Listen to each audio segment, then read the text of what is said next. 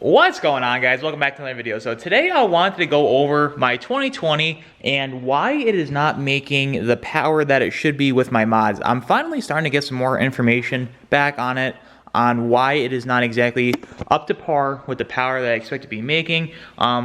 With the Stealth Turbo on there, a lot of people have been hitting me up like, oh, is my Stealth Turbo not making this power, blah, blah, blah, because of my truck when I posted my dyno video a couple weeks ago. This is all new, making power. It's a 2020 truck. A lot of people aren't pushing this platform, as a lot of people are aware.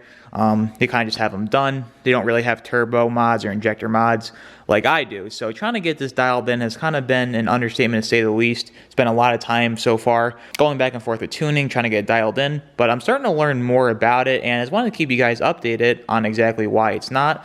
So without further ado, let's go ahead and dive into it, and we'll go over everything you need to know. Let's go ahead here and pop the hood. As many of you are aware that follow my channel, you guys know that I have a calibrated power / Duramax tuner Stealth 67 Turbo on here, along with a set of Extra G 100% over injectors. Now with my injectors, I decided not to get brand new ones outright.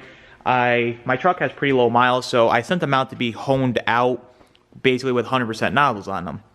And the thing is, when you have injectors of this large size, these injectors can handle well over 1,000 horsepower.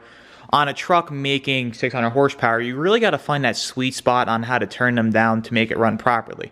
So what I'm starting to come to the conclusion is, and along with my tuners, we're figuring out that it's not the stealth problem making my truck run weak. The Stealth Turbo runs phenomenal. It's the set of injectors that I did on the truck. Now, say you just have a Stealth Turbo, you have nothing to worry about. Your truck should be making the power that it should, as long as you have good quality tuning. My truck with the injectors is where my problem was coming in. Trying to get my injectors dialed in. Now, I have a set of Extra Gs on here, and a lot of people prefer S&S or Extra G. Those are basically the top two big dogs when it comes to performance injectors for L5Ps. It's really personal preference. At the end of the day, a lot of people want your pump to match the injectors. I decided to go Extra G. I talked to them over there. They're really great people, very knowledgeable. When I went out to Fire Punk last week, that'll be next week's video with my buddy Justin Theo's truck out there, so stay tuned for that next week. But I was talking to them out at Fire Punk, and they were saying that Extra G, the stuff that they do with their injectors is really top notch compared to other companies. We'll go over that next week in that video. Them out there talking, they're a wealth of knowledge when it comes to Cummins, but basically Extra G injectors are the same across the board for all platforms. But like I said, I was talking to Extra G. They really knew their stuff when it came to these injectors, and I'm going to match their pump, so I'm going to get an Extra G pump at some point as well. But like I said, getting these injectors dialed in, each company has different flow rates on how their injectors flow. Apparently these Extra G injectors are flowing way more fuel than they're supposed to, which is a good thing as well, just so I know my fuel's there. A lot of times they don't want my flow sheets for injectors, they just want me to drive the truck and see what it's doing. But it's coming to the point now that I'm going to end up sending my flow sheets out, and we're going to start trying to tune it to my flow sheets just because how well these injectors are flowing.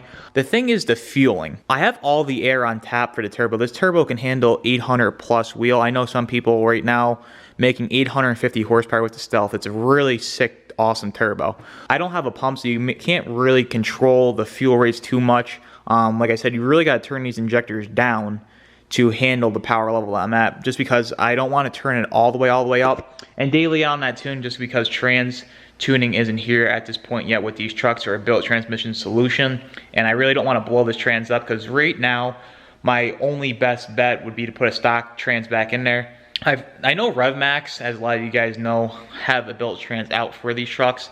The thing is, they're having nothing but converter problems, so people are getting the converters in their transmissions and they're blowing up and they're taking the transmission out. I've heard some cases with these 10-speed, people taking their transmission out 5-6 times.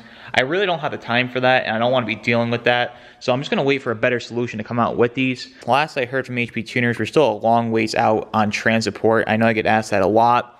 But I guess as of right now, they're really not even actively working on it. So I'm kind of just going to stay at like the 650, 700 level for now, even though my turbo and injectors can handle way more than that. But getting back to the point at hand, I just want to give you guys some information while I'm at it, just because I haven't done a video like this in a while, just going over the newest and latest and greatest stuff out. But getting back into why my truck's not making the power it should. The injectors, we're trying to get the injectors dialed in to match the turbo. It's either I'm getting way too much fuel and I am smoking out the highway, or I'm not getting enough fuel. And a big thing, like I was talking about before, that comes into play with dialing this in is the trans support. Now, if this was a 17th or 19th truck, I wouldn't have any problem at all making my truck run like it should with this setup. The problem is I have no trans tuning, so you kind of have to guess the estimated torque on the shift, because say the engine's putting out way too much torque, the transmission's going to pick that up and it's going to defuel really bad. So it's really a fine line you have to walk to fuel it all properly, just to make the truck run in unison, because transport isn't around. If I had trans support, we could turn the fuel up and tell the transmission to do whatever it wants and it won't defuel. It's kind of shift, kind of funny, but you can always clean it up down the road via the engine tuning. But right now, you kind of have to guess the estimated torque level, I guess, with the feeling on every shift, and being a 10-speed, it's always shifting, doing this back and forth, so there's a lot to dial in with it. And that's kind of where it's coming into play, is the injectors, the way they're flowing, trying to get this exactly where it should be, fuel-wise, to make it run properly. Now, we didn't want to turn it up too much. As you saw in that video with my dyno run, it was a really clean tune. Barely smoked, barely did anything. It felt great, but it just didn't have the fuel there. So every time we try to turn the fuel up a little more, it's defueling, it's smoking out. So it's kind of, like I said, a fine line that we're walking. And we narrowed it down to being the injector. So back to the drawing boards this week. I've been messing around with it for a couple weeks now. I just had a million other things going on, but we're going to be back to that. Like I said, sending the flow sheets and getting some new tunes back to match the fuel flow to the injectors via my flow sheets. And hopefully we'll be able to turn it up a little bit more. Like I said, it kind of just sucks that trans support isn't out yet. It's been a couple years, honestly, with these trucks being out, but I guess they were saying there's not enough demand out for trans tuning to be able to work on it. And with the whole chip shortage, that's kind of what it comes down to at the end of the day, is everything nowadays runs on chips. And if you guys are into this stuff, you know chips are so hard to get right now. Ford has hundreds of thousands of vehicles sitting places just waiting on chips. The vehicles are built, they just gotta put the chips in there for them to be able to run.